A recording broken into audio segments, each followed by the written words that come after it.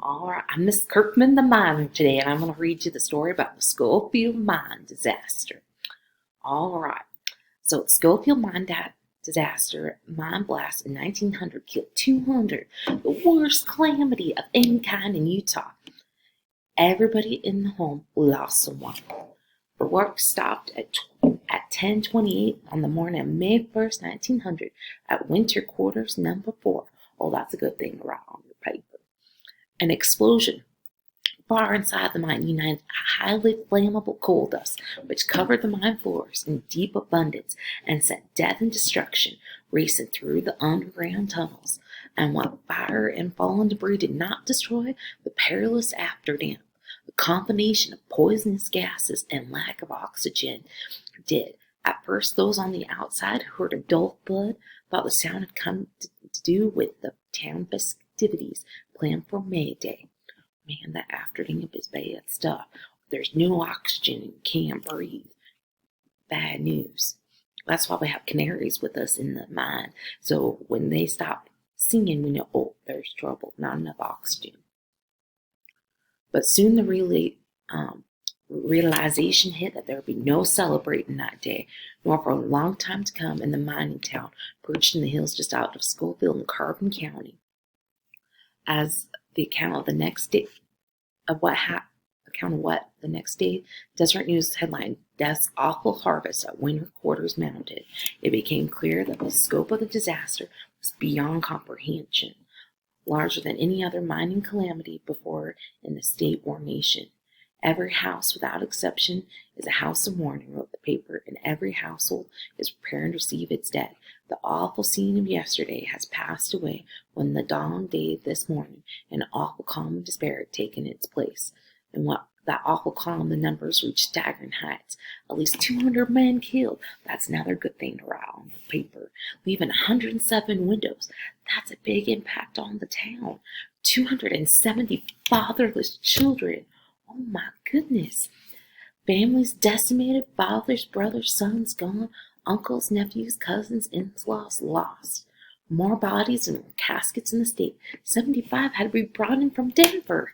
No mining community anywhere in the country had suffered such horror, and shock waves shook the entire country and made headline news everywhere. Sadly, then, other mining disasters had occurred. The Winter Quarters blast now ranks 5th on the all-time national list, but it remains the worst disaster of any kind in Utah. Hard, dirty work. Coal was discovered in the hills above Scofield in the mid-1870s. The town was founded in 1879, making it one of the first coal mines in the state. From 1879 to 1920, it was a booming center of mining, with its population of about 2,500 and 13 saloons. Mighty. The mines were at nearby Winter Quarters, employed about 300 men. Whoa, think about the total 200 men dead. That's more than half the miners died in the explosion. Most of them were recent immigrants. The majority had been in the country less than 10 years. A large group had come from Finland, but Scotland, Wales, England, France, Italy, Denmark, and Iceland were also represented. The mining companies would go to other countries to recruit workers, said Woody Carter, who had his wife Anne is planning a memorial for the 100th anniversary of the mine disaster. As hard as mining was, and as poorly as they got paid, he said, many of the miners, it was better than what they left behind. Life was not kind to poor people anywhere at the turn of the century. We know that, right? Just from our notes and all the things. Mine was hard, dirty work. Mining companies virtually owned the towns, the houses, the stores, and the goods, and some said even the souls of the miners. Technology was limited, and bad working conditions were accepted as fact, and knowledge was lacking even on some of the basic health and safety issues. By 1900, 5 separate mines operated at Winter Quarters, although some were joined by tunnels, and they were considered among the safest and most progressive in the country. Large-scale disasters were unheard of in Utah until March of that year, when a blast shook the Castlegate mine on the other side of Carbon County. What happened after men left the mine, and although there was damage to equipment and tunnels, no miners were injured. No one thought it could happen here until that fateful day in May. The removal of the bodies from the mine was begun at noon yesterday, reported the Deseret News. Hundreds of men had volunteered their services for that purpose. Those rescuers came from other mines and towns surrounded and worked incessantly to bring out the burnt and mangled remains of the dead miners. The bodies were taken to the company building as soon as they were brought out of the mine and dressed and laid out for identification. Many of the miners risked nearly losing their lives from the fateful aftermath. But as work continued in the face of danger, most of the brave followers remained at their posts until they're almost ready to drop. The owner of the Pleasant Valley Coal Company was in Salt Lake when it occurred. He organized a train full of rescue workers and medical supplies that arrived in Scofield by 3:30. It was amazing they could get there so quickly. Another relief train came from Salt Lake City, and one of them was filled with flowers. A subscription fund for widows and children also immediately began statewide, and the newspaper printed the list of contributors, led by businessman A.W. McCoon, who said $2,000. Whoa, that's a ton of money back then. And David Keith, who pledged $1,000. Were lines and lines of people who pledged $1.50 to 25 cents, whatever they could. More than $2,000 was raised. It was the state's largest disasters, noted Woody Carter, but it was also the largest relief effort, and you had to look at that side too. In a disaster of this magnitude, the stories of life and death were especially poignant. Very few of the miners survived. One 15-year-old Thomas Pooh worked in the number 1 mine, connected by number 4 by a tunnel. He grabbed his hat in his teeth and ran for the entrance of the mine and made it halfway. He fainted at the entrance. His father died at the place Thomas Pooh started running. The explosion carried James Naylor 200 feet, but he was uninjured and was able to help with rescue work. Not so with John Wilson. The force of the blast carried him 800 feet across the canyon. That is mighty far, and left him with a crushed skull. Not only did he have a crushed skull, he also had a stake protruding from his abdomen. And so you have to imagine it was amazing with that technology back then, and for the medicine, like no antibiotics, he lived with a crushed skull and a broken ribs and a stick poking out of his stomach. We're talking about like a steak that was probably like big. Amazing, huh? He was one of the 4 men put on the train to the hospital in Salt Lake City that night. Not one thought he would survive, but he did and lived into his 70s. Young Walter Clark had been working outside when the explosion occurred. Young Walter Clark had been working outside when the explosion occurred, and he rushed to the tunnel, feared for his father and his brother who were inside. The lurking damp enveloped him in a winding sheet. He was dead by the time the others reached him. If it wasn't bad enough, his 16-year-old sister, Lizzie, dropped dead at his mother's feet from the shock when she heard about Walter's death. Other horrible loss. Some of them lost their entire family in the mining disaster. John James and his son were trying to escape. The deadly damp overtook them, and 1 moment later they were dead.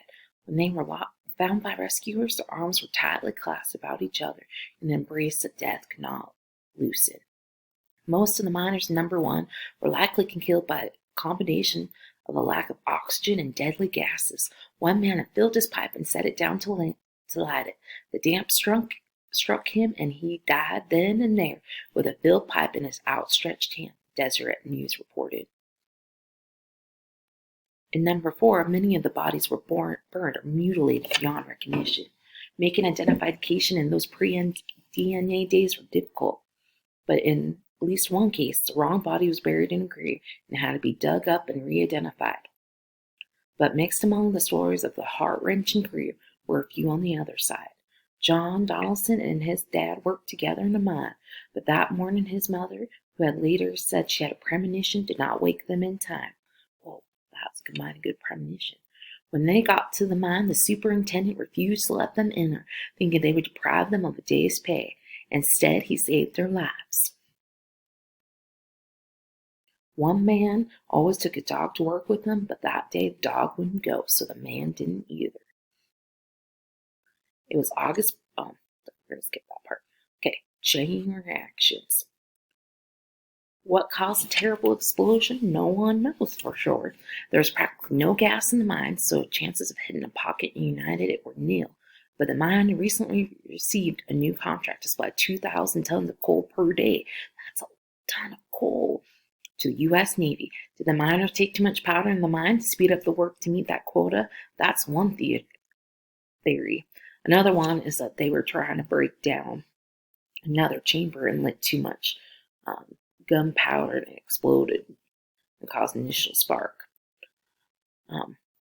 Regardless of what caused the initial spark, there is one thing for sure: too much coal dust in the mine.